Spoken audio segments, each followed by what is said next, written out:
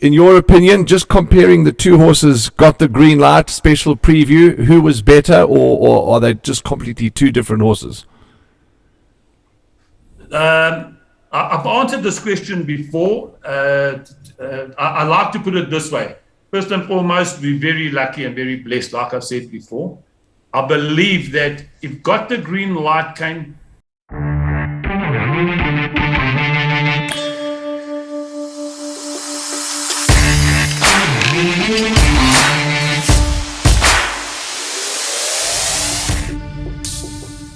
Welcome to another edition of In the Box Seat with myself, Warren Lenferner, my bushy-haired friend on my right, Andrew Harrison, and our guest today is none other than trainer Joey Soma, all the way from the Highveld. He joins us on the Zoom platform. Before we greet Andrew, let's greet Joe. Joe, how are you, and how's things up on the Highveld? Hi, Warren. Hi, Andrew. Lovely to be on your show. Very, very honored. And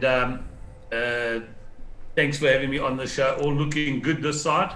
Cold morning today up on the Highveld. It felt like a cold winter's morning. Temperatures reached 13 degrees, but otherwise all fit and well. And hope we have a great show and give all your viewers some insight into. We're flying up tomorrow. We're flying up tomorrow to the Highveld, so I hope it warms up for us, Joe. The Italians are coming up. Wow, dude, a good-looking boy like you and your chaps, I'm sure you'll bring the warm weather with. Okay, before we get into the interview with you, Andrew and I just want to touch on one or two things. I was talking to Michelle Wing, and we'll touch on Michelle Wing in a moment, Joe, because she was with you during the week. But Andrew, she said that we must mention to the viewers that today there's a video coming out on the Dingaans, and then tomorrow there'll be a video coming out on the World Sports Betting Summer Cup. And she's gone up and interviewed all the trainers, all the jockeys, or not all, but 98% of the jockeys and trainers, she tells me. And it's a Gold Circle production, proudly done by Michelle Wing, and it's going to be fabulous. Michelle works hard. I wouldn't drive all the way up there. Take on all the trucks on the blooming highway. Jeepers, no. But so that's something to look forward to, the Dingaans and the Summer Cup preview and review, etc., or at least the preview done by Michelle Wing, so keep an eye out for that. And Joe, she was with you as well as all the other trainers, and a lady who knows her racing. You know, people like Michelle, we need to respect and admire for her passion in keeping horse racing going, especially in the trying times over the last few years. To get into your van and drive up from Natal to interview and to make racing as exciting as possible, and to give to get the trainers and jockey views. That passion can never be lost to the industry, and if it is, it would be a sad day for horse racing. So, just a great job by Michelle. I think there's a lot of people in the industry like her that she represents.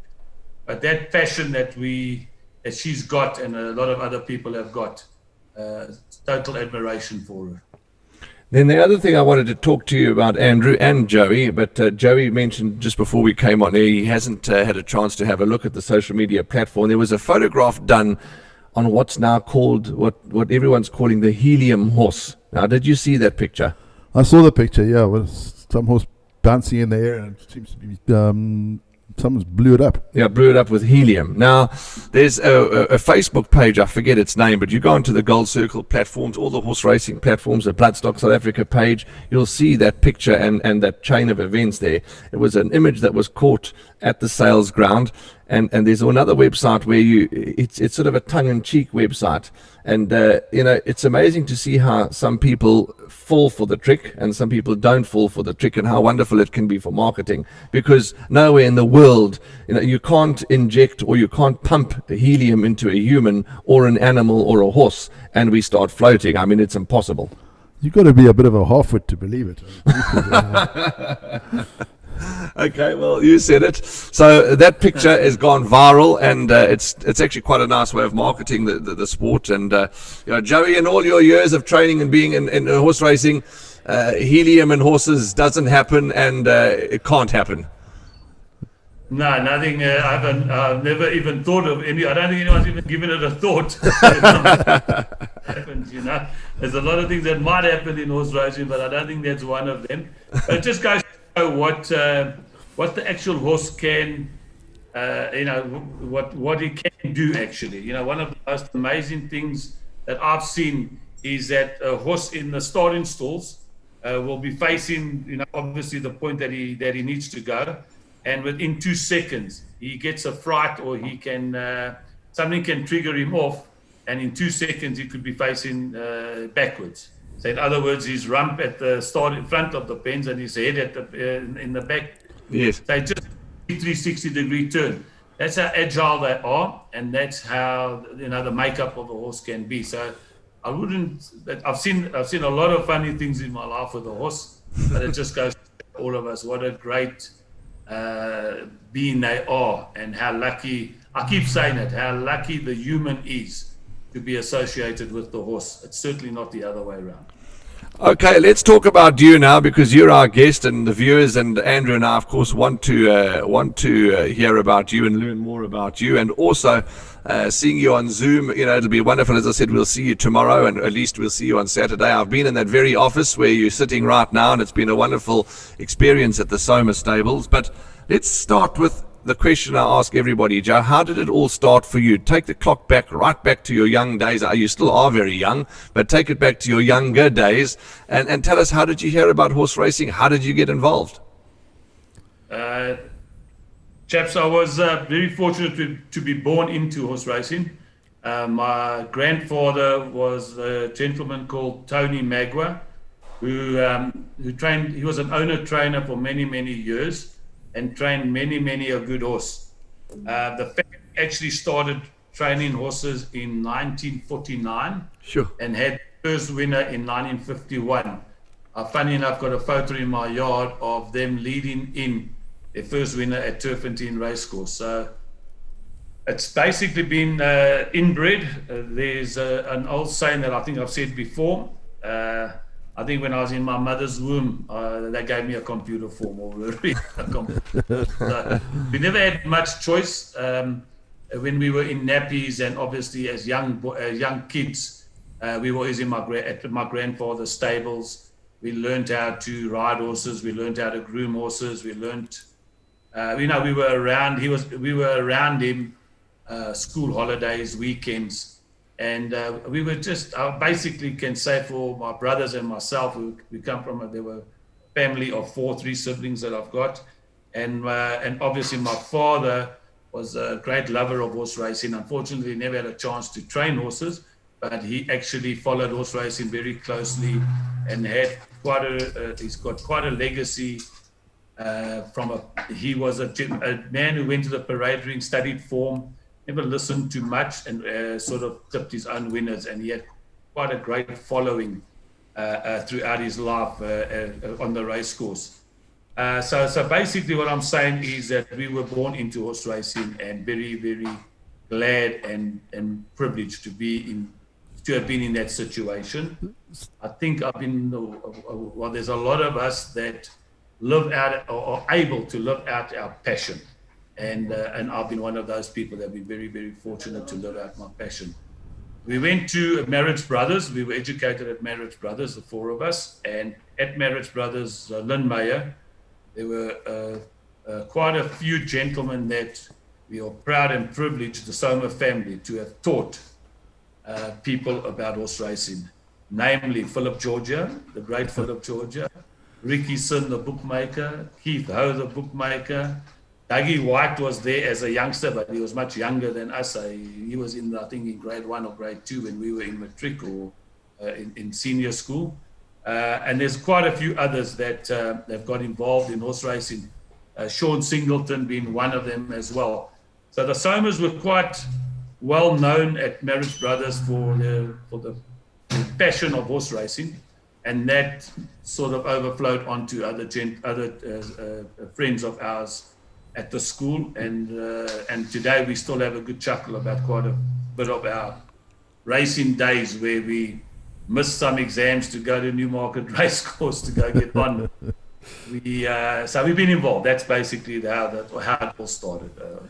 And Joe, sorry, I know Andrew's got a question for you, but just before I forget, because we're getting old and our memory's getting thinner, but that's the same Morris Brothers that's in Durban near that big hospital on the hill in Tabeni. Is that the same spot? They're the they're CBC, yeah. They were Christian Brothers, we were Marriage Brothers. So sort of the same setup, but not quite the same. You got the wrong school, man. He was in Joburg, not Durban. Oh, okay, but there is a Morris Brothers in Durban. Yeah. It's next door to the Enterbeni. Yes, I know, but I mean Joe from Joburg. That's the same one then, yes. Okay, but They're so that's not the world, you know. They were all linked, you say, but you were in Joburg. They're all linked, yeah. There's St. David. They all had different names. All Marriage Brothers. There's the one in St. David's in Sandton, and then obviously there was the Marriage Brothers Sacred Heart College, which was observatory. So they're all over the world, and I think there's one in Durban, obviously, that's quite right. And I think there's one in Cape Town. Those are the ones in South Africa. Yeah. So Joe, we were very privileged to be there and met a lot of great people, and they're still going strong today. Joe, after school, how did it go on from there? Did you go straight to Mike Azzi? I seem to remember the first time I met you was in Scottsville. You were assistant to Mike. You had that good filly, Harry's Charm. Michael Azzi was at school with... Yeah, sorry, Andrew. Michael Azzi, funny, I forgot to mention him. All the Azzi boys were at Marriage Brothers as well. They left later on when they got to today would be grade 7 or 6. They left, or standard 7 or 8, that they left to go to another school. But they were there. There was Michael, John, and Philip. Philip Azzi was there. So I've known the Azzi boys, and Michael and I have been great friends since I think it was maybe 10 years old, alongside a lot of the other chaps. So after school, what happened, we obviously all went to the army. I was in 3 Potchefstroom and spent the 2-year service, 2-year military service at that stage. And then, unfortunately, when my grandfather passed away, just before I went into the army, which was 1978. So he passed away in 1977. So the 2 years spent in national service, we sort of lost our way from a training point of view, Andrew. So it was very difficult from there on to get into a training establishment or to a training yard. It was much stricter than it is today. And for many a year, we just couldn't, none of us could get in. Wherever we wanted to go, it was, we had a little bit of a reputation as punters as well. And in those days, it was all very privileged information. Any stable, they didn't want to have any leak in the stable. No one was allowed to punt their horses except the owner in the stable or the trainer in the stable or the jock. So as time went by, obviously got married, had children, and I went into stationery. I was actually repping for a stationery company. And then I opened up my own business. And that took us to about 1987, around that time. But it was always in the back of my mind that I would love to become a trainer or get involved and give it a shot. And I was very fortunate one day at Newmarket. Funny enough, was when the great Goldmark won his maiden plate. I went to the racecourse with 100 Rand and came home with a lot of money. And I'm talking about a lot of money. I was fortunate enough to catch some pick sixes or 8 pick six and jackpots. And that gave me I sold the business, and that gave me a little bit of a bank to say I need to now go into the sport. And I had a meeting with also a good friend of ours who was at school with us, the late Sandy Fletcher, who was training horses at the time, and sort of pleaded and begged with him to take me on as an assistant trainer there. And funny enough, he had about 60 horses at the time, and his main assistant was a chap called Erica Verdenez, who obviously trains horses today. And Erica taught me quite a lot when I was given the opportunity to sort of break through or to the door open for me. So I trained with Sandy Fletcher for about 14 months. Then he sort of scaled down, and then he couldn't afford it anymore.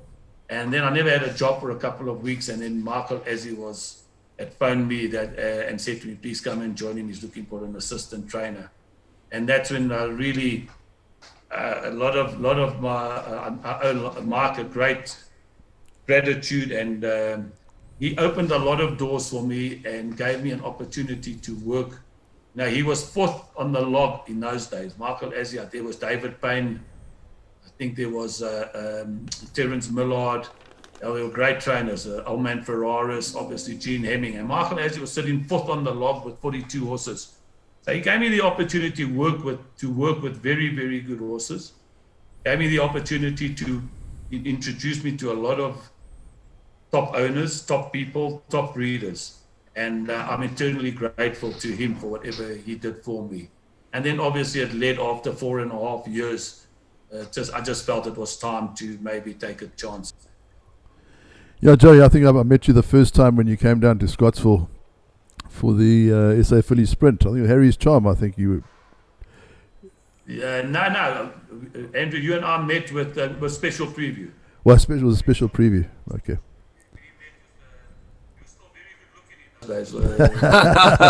Nothing's changed, eh? but yeah, we actually met for the first time. That was the first time I really had I don't want to say a grade 1 runner, but a big chance in the grade 1 race. And obviously the reputation that Special Preview had in the Smirnoff, it was when he won the Smirnoff as a 2-year-old. And you and I had met and had I think a beer or two, and you interviewed me, and those days we were still writing for the newspapers, and I think it was the SA Racehorse. I think it was the magazine. Yes, yeah. Well, the newspapers were still newspapers. We go back a long time. That was 1994. Special Preview. Yeah, a long time. Yeah. And Joe, so you weren't always at Turffontein. You training wise, you weren't always there. Where were you before? No. What happened? People will remember. As I said, in those days it was tough to get a license, Warren. Okay. When you got a license, you had to have 12 horses. You had to have your stables, your stable block. You had to have saddles. Everything had to be set out before they even looked at the exam. Sure. So I was at Newmarket. I'd shared the yard with good friends of ours, a gentleman by the name of Johnny Joseph, who was. He trained with his son Paul Joseph, not the Johnny Joseph or Joey Joseph who trained Sentinel, and not a family of theirs either. So they had a yard at Newmarket which I was able to get 20 boxes from, and then wrote the exam, and then obviously we got our we had horses in play. But when I took my license out, that was 1990, the end of 1990, beginning of 91. I actually took horses from farms that had retired, and I was very, very fortunate to have got a horse by the name of Pure Platinum. So I needed to get these 12 horses. I asked friends and acquaintances, please just give me the horses. I needed 12 horses in the stable, otherwise we weren't allowed to get a license. So the owners of Pure Platinum had retired the horse because he was, they felt that he had broken down. He was only a 5-year-old at the time. So I asked them, they brought it to me, and then we got our license, and I started training horses. And with that in mind, his biggest problem at the time was he had very, very bad feet. He had dropped soles, which we didn't really know much about at the time, and started working with the farrier, and we finally got him sounder and sounder and sounder. And he was my first winner. He was my 8th run, but he was my first winner, but I had a lot of bad horses. There was actually many a night I sat there and said, what did I do? I was with the top yard in the country, or one of the top yards. Why did I come from champions? I came to this, or I must be the stupid horse racing. But it was always a challenge. It was always something that I wanted to do, and it was a great challenge. And we finally got this horse sound, and we gave him like 2-3 runs. And on his 4th run for us, he won at the Vala graduation plate. And it was in May of that year. And I was so proud of myself, thinking how great I was. And I said to my father, Gabby, his name was Gabby as well. My nephew Gabby is named after him. I said, Dad, I'm a great trainer. How did we get a win out of that horse? He said, are you joking? He says that was so underdone. He looked shocking in the ring. And if you think you're a good trainer, you should win a top division race with this horse, because he's an absolute, he hasn't even reached his peak yet. And I was actually quite taken aback. But that's how my father was. He was a very fair man, and he always, drove us. He made sure that we never rested on our laurels. And in 6 months later, the horse won 6 races for us, including that graduation plate, plus 2 feature races. He won the Java handicap and he won the anniversary handicap. And he ran 6 in those days was the administrator stakes, which is today the summer handicap. But it used to be raced at Germiston 1 year, Turffontein the next year. So he was a grade 1 performer, and he won 2 listed races, and we were very, very excited. And he was the starting block. He was the horse that really and truly taught me a hell of a lot about the feet of a racehorse, how important the feet are. And that's basically, if you want to any youngster starting out or any youngster that's looking after horses, the best advice I could give anyone: if you don't look after the feet, the horse ain't gonna go. And it's exactly the same analogy. If you got 4 flat tires, the car ain't going nowhere. Even if That's true. Joe, that car ain't going nowhere. some top horses. You've had some top horses in your time. Special preview. Now, obviously, you got the green light, and those just 2 horses I'm thinking at the top of my head. But you've had a host of them, haven't you? Yeah, I've been very, very blessed and very fortunate, Warren, Andrew. In our 2nd or 3rd year of training, we went to the sales and bought. We found that after Pure Platinum, we were getting a lot of 2nd and 3rd hand horses. People were expecting us to fix up everything that was broken down, which was very difficult, So we felt that it's time now to go to the sales and let's try and pick our own horses. And we were fortunate enough to purchase a Special Preview at the time. We paid 55,000 Rand for him, which was a lot of money. It's probably about a 500,000-600,000 Rand horse today. Yeah. And we never had the money, so we had to battle along and try and find clients. Everyone sort of bailed on us. And fortunately, the late great Bruce Jooste, no relation, went half with me in the horse. And as I say, the rest is history. He was just an absolutely a phenomenal. He was a horse that I look at it today and say, if I had him today, I'd like to say that he would have been one of the greats of all time. He was one of the, if not the best 2-year-old of all time. He won everything as a 2-year-old. Sure. But obviously inexperienced and green. As he got older, the problems set in. He had a lot of problems. He got heavy. He needed to be gelded. Then people wanted to buy him as a stallion. And I sort of was listening to everyone, and I didn't really do my own thing. I didn't know really what to do either. And just everything went wrong with Special Preview. I was just thinking not long ago, we ran him in the July as a 3-year-old. He was out of action for 4 months. We gave him 1 run in the Jubilee. He got beat a short day to National Emblem, who was a champion. And then 3 weeks later into the July. Today, when I look back at it, I say to myself, there's no ways I would ever give a horse a prep like that going into a July. So that was part of the learning curve. That was, I put it down to experience. But what a horse, and what a true champion he was. But in saying that, the mistakes I made with Special Preview were to the benefit of the other champions that I had later on in my career. And I think the horse that benefited the most was Got the Green Light, from the experience that he gave, that I sort of garnished from him. Because we've done all the right things with Got the Green Light, So we don't like to make too many mistakes. But then on Special Preview, I was very fortunate to have had a very good horse, Happy Landing, that won the Premier's Champion Stakes. Then we were lucky enough to have a very good horse from Mary Slack called Athena, who won a Police Classic. Then we got Wagner, and they were all cheap horses. They weren't expensive horses. Then we got Wagner, who won the Summer Cup as well for us through a very, very bad, sad time in my life with my late wife as well, passing on around the same time. Then we were lucky enough to have got a horse called Lobo's Legend who won that classic. Then we had a good filly called Winchell who won the Oaks.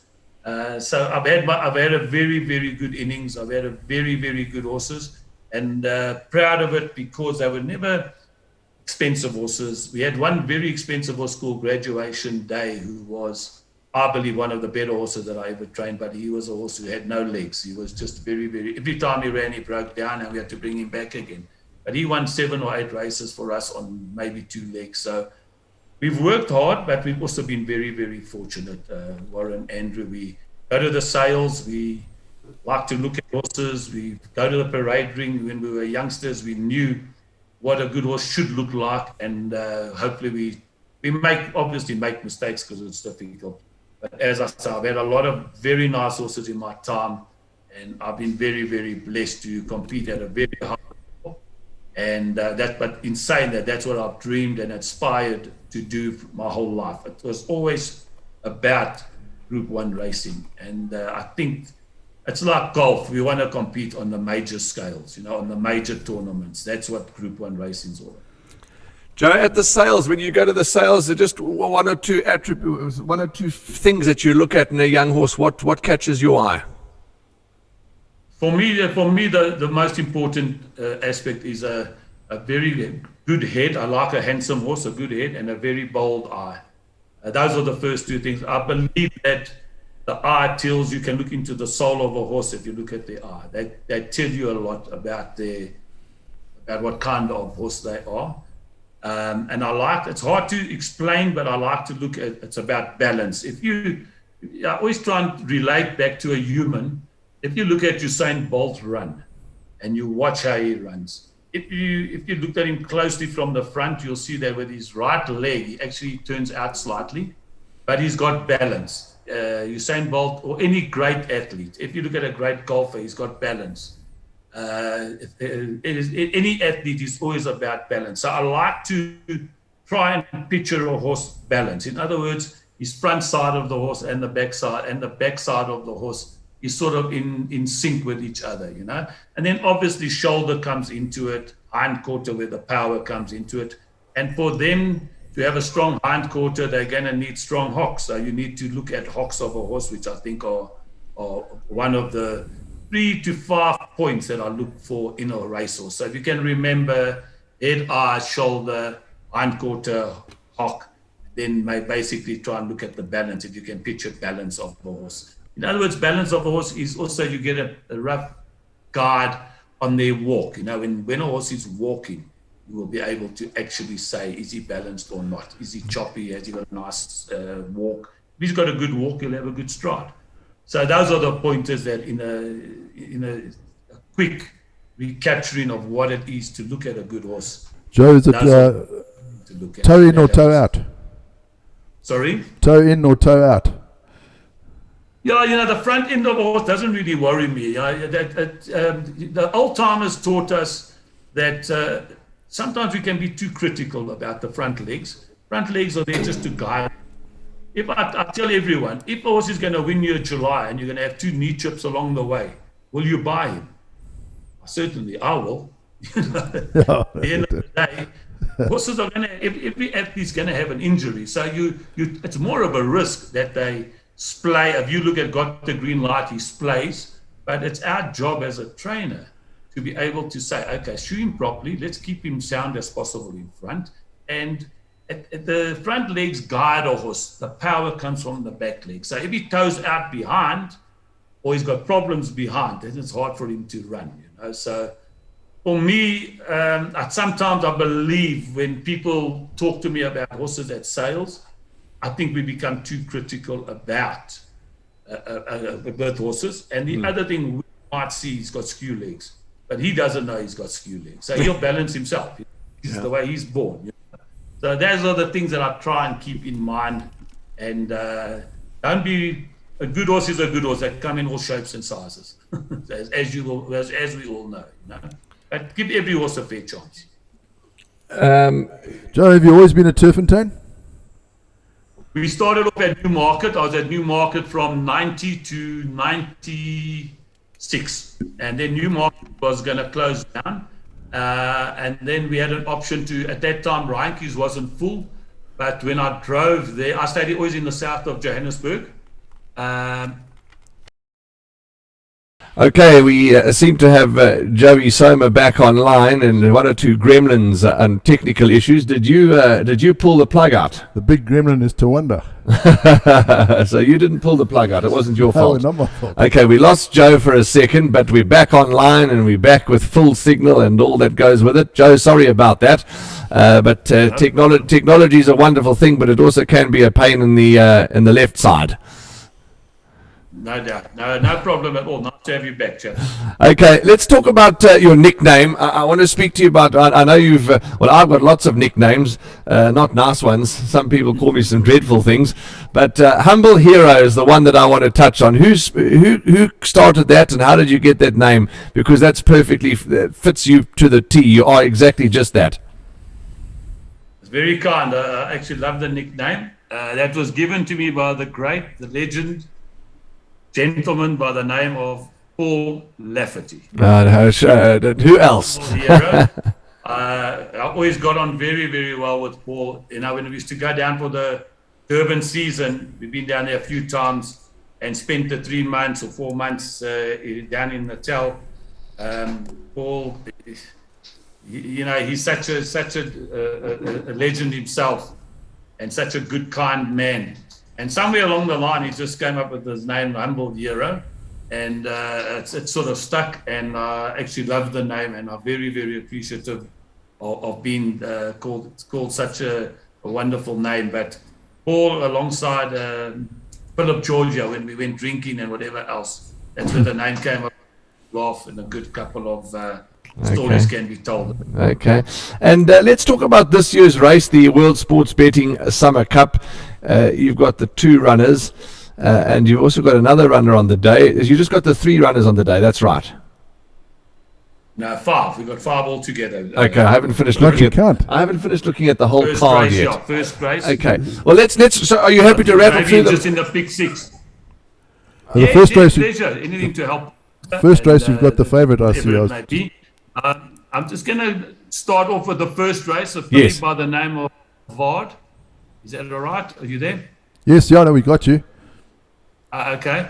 Very, very nice filly. We she was a bit inexperienced first time out. She had a bad draw and she came back flying. The next time we made her close to a 5-star bet, did our money, but she got very worked up before the race, and we were a little bit disappointed. But when I looked at the race again, she did her best work towards the end of the race. We've got her in a mile now. She's got a very good draw, and I'll be very disappointed if she doesn't put up a bold showing. So I think for the punters out there, I wouldn't be scared to have a serious bet on her in the first and start getting a little bit of a bank for all the great bets that are available to everyone on Saturday. Obviously, the PA and the what do you call it, the 10 or 12 million rand pick 6 that's going to be on offer. So start your day off with a good bet on Belvard. We then go to the 6th race, where we've got a horse in the Dingons called Red Saxon. The chaps had a good bet on him the last time. He was drawn 14 out of 15 or 13 out of 14, I can't remember, but a bad draw. He came from stone last, and he won a very, very good race after being badly boxed in going through the 200. We think highly of him. It's not something that we normally do, go to a maiden plate to a Group 2. But in saying that, if you look at the field, the chaps, the Dingons this year, funny enough, the fillies seem to be a lot stronger than the colts. Not one horse in the Dingons has won a stakes race. So for me, it's a glorified graduation plate. And that is the reason why I've jumped the gun and gone into this race straight out of the maiden plate. So it's not something that, as I say, not something that people say he's just done it for the sake of doing it, or I want the horse in the big race. There is some thought and process that has gone into thinking maybe this is the race for him. But he could be a very good horse in the making. I wouldn't be shocked if he wins. But I'm expecting him to put up a nice showing, but we've got a very, very bright future for going forward. Then we got the Summer Cup, where we got 2 runners. We've got African Adventure and obviously got the green light. African Adventure the reason why I've gone with him, he had a terrible run in the Gold Cup and he had a bad race. He got badly injured. He wrapped his tendon and we've had to nurse him back. But I looked at it and said to myself that he's only up to Shanga, number 7 in the Summer Cup, or in at the weights. Him being, I think, number 5, he's in at the weights of the 117 mark. And I said, if I keep him fresh and there's the rain comes in and the going gets soft, when others are crying enough going past the 300, 200, he'll be a horse that could be finishing. But I knew I never had enough time to go the 2-mile race. And being fresh, I think that he might be a horse that could be finishing and maybe run into that, play up to 8th place or 10th place. I'm not too sure, but maybe he's a horse who could finish the 3rd, 4th, 5th, 6th, somewhere around there. But he's fit, he's well, he's had a lot of gallops, and his weight is very, very good. And then obviously we go through to discuss our champion. Got the green light, had a very, very hard July run. In saying that, when I look at the race again, and I'm not blaming anyone for it, but he started working hard from the 1400 meter mark. And it's not something you want to do in a July, but it is what it is. And he put up a great run. To only get beat 0.60 in a July, it's a fantastic run by 2 very, very good horses and 2 young 3-year-olds at the time who are now 4-year-olds. I made a massive mistake running him in the Champions Cup. I had no right because I didn't realize, and maybe I didn't realize, maybe I did, I don't know what comes over you, but one of the mistakes that I know I've made was I had no right to go to the Champions Cup. He was a little bit off when I saw him in the ring. He had tucked up a little bit, and I know you're going to talk about why Muzi is not riding, got the green light and what happened, but behind the pens on Champions Cup day, I was standing at the bottom and watching it on TV. And for no rhyme or reason, I still can't get to the bottom of it. For no rhyme or reason, Muzi took the stick and hit this horse about 3 or 4 times. I'm still trying to work it out because he's actually one of the most beautiful personalities, and he's got a very, very beautiful temperament. So I don't know what happened, what got over him. He never ever told me. The horse had a hard race. He tried hard. He only got beat a length and a half. Now, if you get him beat a length and a half in a Group 1 race, no one can ever tell me that it's a bad run. But maybe they expected more. Maybe we expected more. He came back out of that race and he wasn't the same horse. And I've been trying everything that I know to try and get him back to himself. And so we made the decision, let's try the Summer Cup because it's home ground advantage number 1. He doesn't have to get on a float number 2, and got to try and get his mind right. The best way to get a horse's mind right, in my opinion, for him, he was sound, he was doing well, is to try and race them. If you put them away, sometimes they never come back, especially in a 5-year-old entire now. So it's not an easy task. Yes. And so as I said, there's only one way out, is racing, but try and stay away from the stick. And we gave him his first run back with Craig Zaki on in the Joburg Spring Challenge. And I must thank Craig Zaki, very, very a great appreciation of how he rode the horse. Gave him a nice soft run. He finished off nicely, and he never used the stick on him. Then we decided, let's go for the Steel Road on a mission, all these new races, which was the charity mile before. He drew bad. He had 62 kilos. But I also needed Bernard to get the feel of him again because Bernard's got a very good rapport with him. And when they hit the first bend, they slowed the race up quite badly to a crawl. And he was stuck at the back of the field, 62 kilos on his back. And if you watch the race again, the first 3 horses home in that race were in the first 5 turning for home. He was at the back of the field. What was very pleasing was that he had the fastest 400 to finish, and he was doing his best work at the end. And from then to now, whoa, this horse is really and truly, he's got his look back, he's got his killer instinct back, he's looking absolutely fantastic. His work has never been better. He's as good as he was leading into the July or any of the Group 1 races that he's won. And once again, I just like to point out that to and I love saying this, I know people have heard it from me time and time again, but for me, this goes to show what a great horse he is. To win a Group 1 at 2, 3, and 4, he's just, especially with a colt, it's just, it's absolutely goes to show what a great horse and how blessed we are to have him. And we certainly wishing and hoping that he can put it off Saturday, because I don't know what we're going to do leading into the future. Obviously, we'd like to have a tilt at the July, will be our main one. But how long a horse can go for is very difficult. So I'm hoping that he pulls it off Saturday. If you fancy him, I cannot give you enough confidence. But it is a tough race. Greatest respect for Malmoose, great respect for War of Athena. Not often, I can't remember in all the years I've raced, that you've got a 5-time Group 1 horse in the Summer Cup, a Triple Crown winner in the Summer Cup with Malmoose, and a Triple Tiara horse in a Triple Tiara winner in the Summer Cup with War of Athena. You've got Group 2 winners being Shanga in the Dingons, a winner of the Dingons. You've got Bingwa. So it's a very, very strong field. You don't need 19 horses to all have stake races behind them. Very strong field, great respect for the opposition. But our horse is in a very good space and expecting a massive run. More than that, Andrew, you can't ask for. I mean, that's wonderful, wonderful feedback to hear, you know. I think that it's a tough game, and it's a tough game. It's just the way we are. I've just been there, done it as a punter. You know, I've lived off racing as well, punting. It hasn't always been easy, so I've had to live on my wits. So I understand. Oh, he's got big nose and big ears. So I chop it off. I've still got a lot more to. Joe, and then what's your last runner on the day? Last runner, a horse called Bulletin. Very nice horse. He got left badly in his first start. He might still be a little bit green over the 2,000 meters, but I wouldn't leave him out of any quartets. Nice each-way chance. Big day. But for me, I wouldn't be scared to take the double first race Belvada and got the green light in the big race. And then talking about Muzi, one of the viewers have put up on Facebook, I mean, it's there for all to see, and he's posed the question, so we're delivering the question to you. Was he, the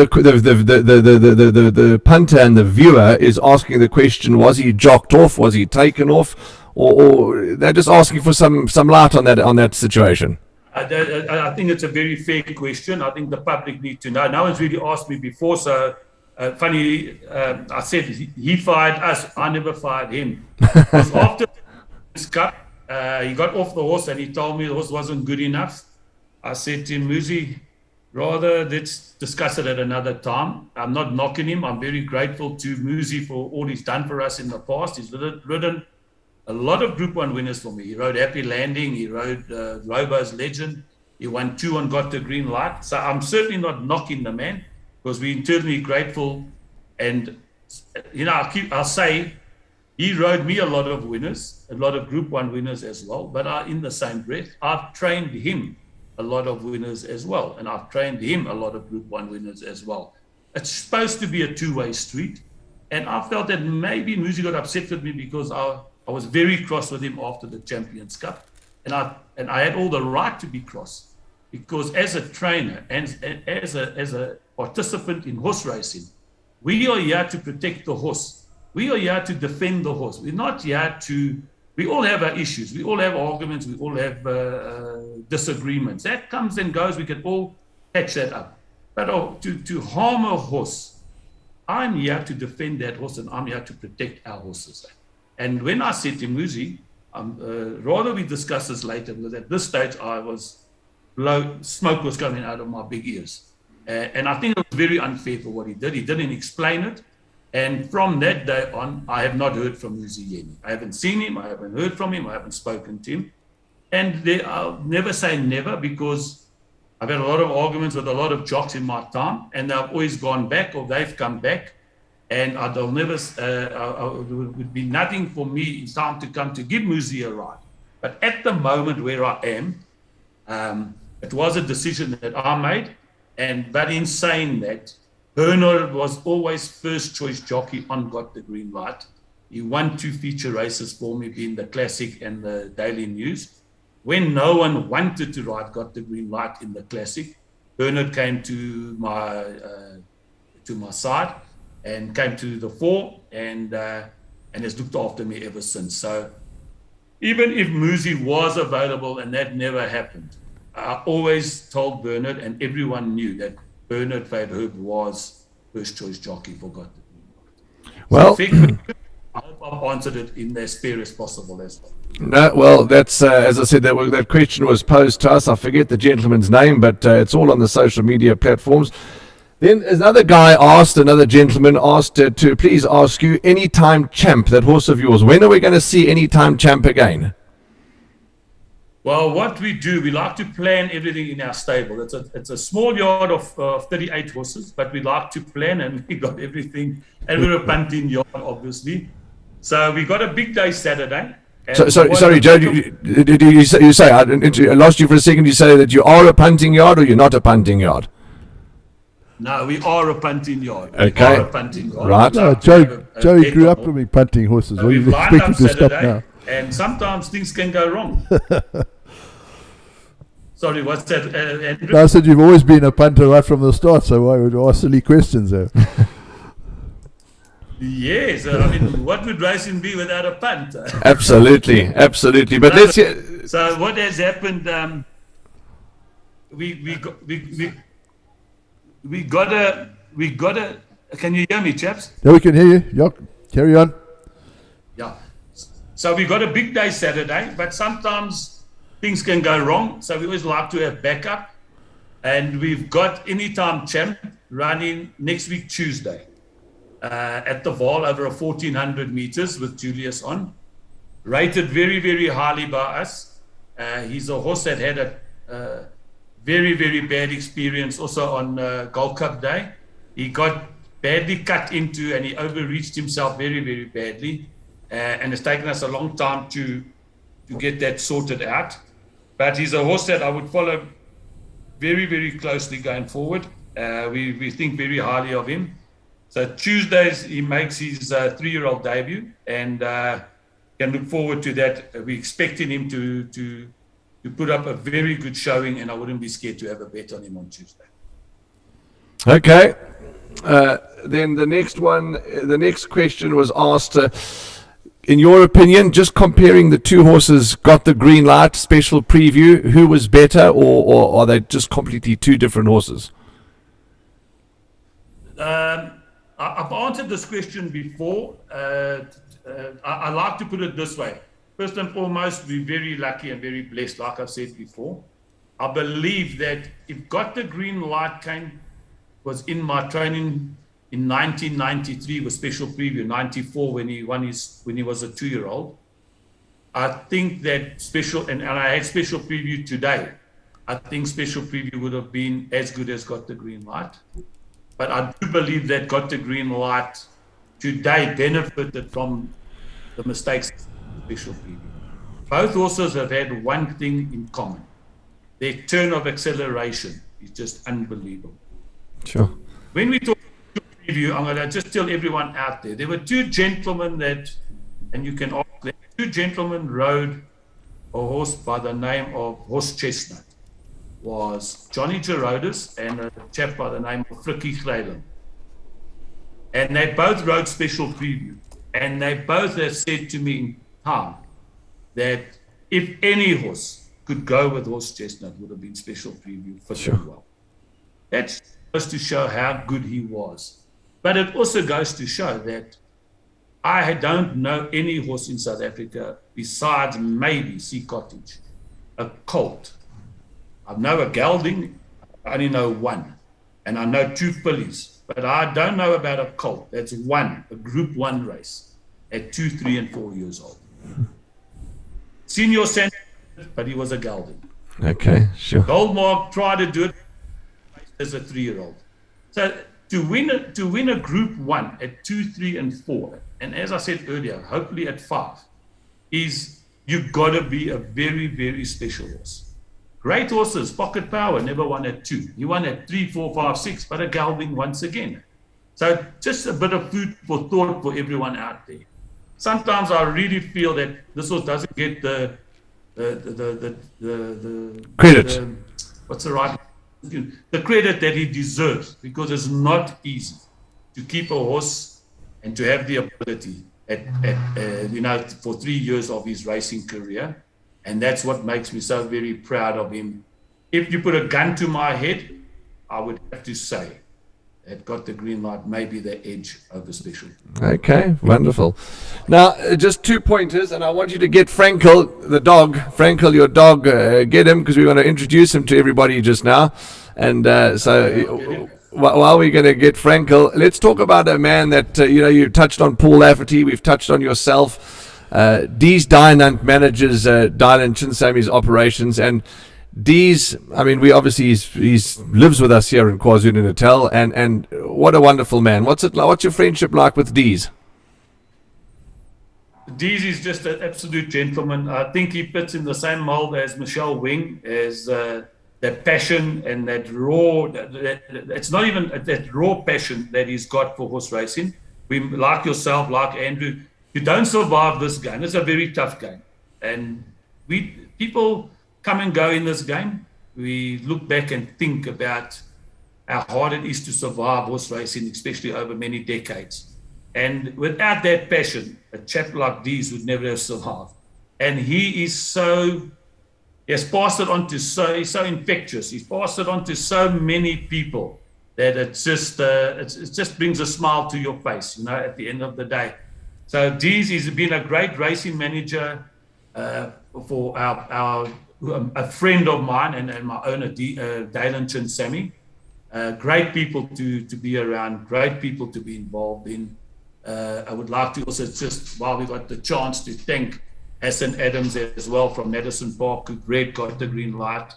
And honestly, such easy people to train for. I've also been able to do my job with Got the Green Light, because there were a lot of times that we had to put him away for 4 or 5 months at a time. And while everyone else was winning big races and Group 1 races, not once did they ever say, why aren't we there? Or why aren't we running? Why isn't the horse competing? So a massive, massive thank you to my partners and my friends, as I call them. And just a bit of advice to any owner that's come into the game. I have to say it, because we need this game to survive. And the only way this game is going to survive is we got to get more participants in the game, and we got to keep those participants in the game. Pick your trainer, give him the chance, and stick it out with him. My pet hate in horse racing is when owners move their horses, because everyone's got to realize a trainer and the groom, we go to the sale, we buy the horse, we break in the horse. The groom looks after the horse. They become part of our family. They become part of our life. When we lose a horse, it's not a matter of just going and we don't think of the horse. The groom feels it. He's sad. The trainer is sad. Pick your trainer. Look after him. Really and truly, look after him. Go through the storms with him. Because at the end of the day, you'll see the sunshine, you'll see the rays of sunshine, and you will have success. Around the world, the greatest owners were the ones who stuck with their trainers. Don't move horses away from trainers. That's my take. But look after your owner as well. My advice to trainers, look after your owners as well. And we need that kind of outlook for this game to survive. So once again, very fortunate to have a lot of good owners through the times. And at the end of the day, Dees is just going back to Dees and clients of mine, not only Dylan, but a lot of other clients that have stuck it out with me, because we've had some very turbulent times in my life. Joe, before we wrap up, there's the TV screen, West Point. Look to your right. You'll see there we got the pick six. Yeah, it got up. So the baby, there we go. Lucky informed. You see, the other blokes want to train winners. I want to punt winners to be informed for Saturday. And I am, we didn't mention it on the podcast because obviously we're recording now on a Thursday. This is only going to be flighted tonight. Racing, the whole meeting would be over. But the last thing now, before we wrap up, is have you got Frankel the dog? Where's Frankel? I'm just my partner Sandy's just going to get him. They're looking for him there. This is a little miniature Dachshund that Sandy bought me for Christmas last year. He's a year old, and he's as cute as got the green light, that is all over there. There he is. At the end of he's part of the family as well. He's got the greatest name, no doubt the greatest racehorse of all time. So I'm one of the very few gentlemen in the world, if not the only one, that gets to look at Frankel every morning and gets to green light. Joe, well, all that's left for us is to thank you for your time and to thank you for all that you do for racing and your love and your passion and your transparency, because that's, as Andrew said earlier, is a big thing, transparency, which we need to, drum into people as much as possible. But thanks for everything that you do. And unfortunately, Andrew's not coming to Joburg, but I certainly look forward to seeing you at Turffontein this weekend, and I really do look forward to it. Warren, thank you very, very much. Really, very honored. Andrew, thanks so much for having us on your show. We need chaps like yourself. I'd like to just compliment you and Andrew as well for your passion that you've shown over the years and all the contributions you've made to horse racing. It doesn't go unnoticed. Thanks very much. No, thanks, Joe. Lovely. As you say, we fight sometimes, Andrew and I and colleagues and friends, and you say, well, you've backed 6 losers. They've all run second. I'm getting out of this dreadful game. And half an hour later, we're back in guns blazing because we love it. We wouldn't have it any other way, wouldn't we? Joe, I'll just tell you one thing now. He's been watching this race. I've just had to pull the seat out of his backside because I think it was a bit squeaky at the end. It was a very close finish. Behind you is the teletrack monitor. So I was watching the race and it was very close. So I nearly slid under the table. Nothing wrong with that. But Warren, just remember, I know it's a tough job you got, and to all the other presenters out there, it's not a matter of a punter, and I rate myself as a punter. I wear my punter's cap quite often. You must remember one thing about being a punter. It's not a matter about tipping winners or losers. It's about having the go. It's about the excitement of having a bet. We all know that no one's going to tip 9 out of 9 on any race card. But it's the way the punter wants to do his money. Have a go. Don't be shy. It's not the end of the world if you tip 9 losers in a row. It's not the end of the world. It's about how we're going to do our money or how we're going to win our money. Yeah, well said. Well said. Confidence. It's only an opinion at the end of the day. The punter still out there, can still make up his own mind. But he needs someone to get him to the tote window to say, I'm having a go in this race, and every race is a July to every punter. Yeah, good advice, Joe. Good advice. It's exciting. We need excitement in the game. We need to get back to show everyone what racing's all about. It's about excitement. It's about 5.5 hours of this is fantastic, and adrenaline's pumping. Every race has got a story. Let the punter vent his feelings afterwards. Let him vent it at the end of the day. There's nothing wrong. 25 minutes later, he's going to be back in the queue firing something else, and he's got another story to tell. So keep up the good work, but I'm sure we're all going to get there. And as I said before, thank you very, very much for having me on your show. No, lovely, Joe. Thanks very much. And we'll see you up in the Halfveld in a couple of hours. And thanks very much. And all the best to you and your whole family, Joe. You're a star. Thanks again, Charles. Okay, we will be bellowing for Got the Green Light, that's for sure. Thanks, Andrew. I need your finishing touches in the last 100. Well, I'll tell you what. Thanks, I won't have a bet, so that'll gives you an odds-on chance anyway. He's of the opinion when he backs them, they get beat. I don't believe in all that nonsense. I'm not superstitious, but just watch out that black cat that's walked past you at the back there. I'm not superstitious, Joe. The only thing, I've got 1 or 2 very small superstitions. And quickly, what are they?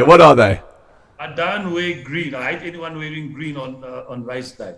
I trained for Mary Slack. Just a great story. So she knew I didn't like green.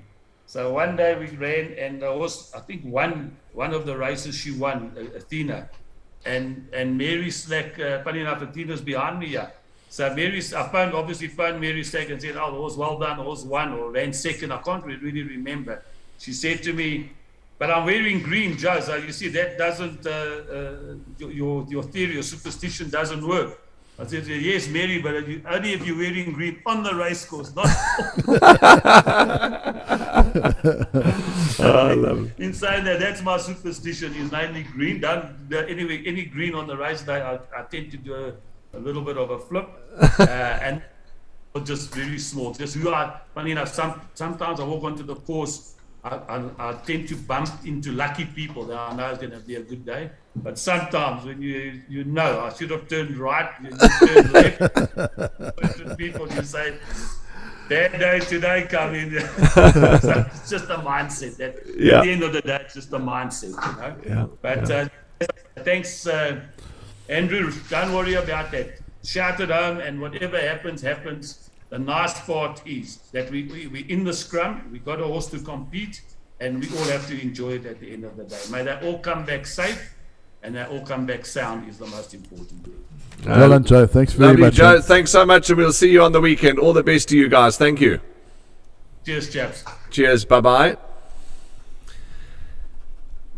Okay, that's fantastic to talk to Joe, and what a man. I mean, what the stories he tells. I mean, we could have gone on for 7-8 hours. We could have gone on with Joey. Joe's passionate. I remember once we went out for a sale or something, and we ended up, it was Joey, myself, and Chris van Niekerk. I think we had a few jars that day. I think they carried me onto the plane. But it was good fun. It was good fun. Okay, let's talk about a few things. And Joey still seems to be with us, so we can. Tawanda will click the right button to end the conversation while we go on. Now, racing is taking place on Sunday at Hollywood Bets Gravel. Hollywood Bets Gravel on Sunday. We're on the turf track, and I forgot about this. We're going to wrap up with our selections, but while you're diving for your glasses and your book, just back to Joey. He's been there, he's done it. He's trained top horses, he's trained Group 1 winners. Yeah, I'm surprised he's only got 38 horses. He's a man who should have a lot more. Yeah, I think I read somewhere that he likes to keep his stable quite small and sort of go for quality rather than quantity. He finds the 40 horses is probably max. So. Yeah, that's good. Yeah. But a wonderful man. He really is a wonderful man. Okay, let's talk racing quickly before we close up. What are your horses that you want to keep an eye out for on Sunday? Well, I think Sunday's going to be a bit tricky. I've gone for Gigi's Dynasty. Okay. I think he might be coming back to his best. He's been off for a while. He was off for quite a long time. And I think Peter Muscat might have a double with Quasi for sure. Okay. So those are yours, eh? Those are mine. Second race, number 9 for me, Red Mahogany. Gavin Lorena keeps the ride. I'm expecting a good performance from Red Mahogany. Number 13, French Masterpiece in the same race. I think it's going to run a big race. In fact, it could be the one they all have to beat. I'll tell you what I'm going to have to do. I'm going to buy Spooky Humby a Red Bull. Try to keep him awake for the whole race meeting. I think he's got about 7 horses to saddle. Oh, goodness gracious me. Okay. Okay, let's talk about the 7th race, number 11, Pink Floyd. I think Pink Floyd's going to run a good race and certainly could get into the quartets. And in the 8th race, number 3, Mr. Gonzalez is a horse to watch out for as well. So those are the horses that I fancy. You've heard from Andrew what he likes. All that's left is to wish you well. Stay safe, punt well. Big racing this weekend. And we'll see you, as always, from the number 1 box.